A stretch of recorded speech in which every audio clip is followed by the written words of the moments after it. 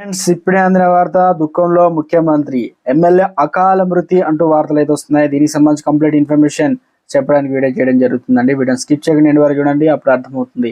చాలా మంది సబ్స్క్రైబ్ చేయకుండా వీడియో వస్తున్నారండి. దయచేసి ఛానల్ సబ్స్క్రైబ్ చేసుకోండి. ఇలాంటి లేటెస్ట్ అప్డేట్ మిస్ అవ్వకుండా మీ ఫోన్ నోటిఫికేషన్ రూపంలో వస్తుందండి. లైక్ చేయడం మర్చిపోతున్నారు, లైక్ చేయండి.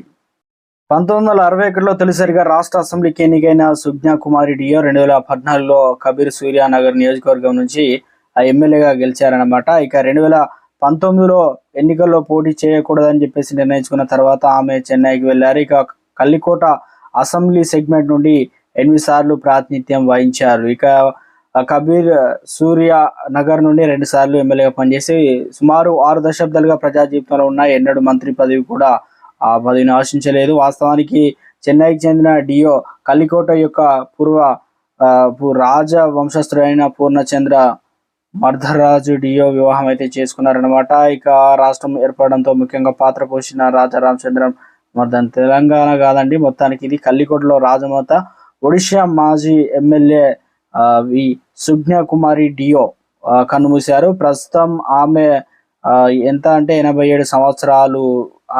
గత కొంతకాలం అనారోగ్య సమస్యతో బాధపడుతుంది. ఆమె శనివారం తెల్లవారుజామున చెన్నైలోని ఆసుపత్రికి చికిత్స పొందుతూ అర్ధరాత్రి 12:44 ఆమె తుదిశ్వాస విడిచినట్లు ఆసుపత్రి వర్గాలు వెల్లడించాయి. బంధువులు, మంత్రులు శోకసంద్రంలో మునిగిపోయారు.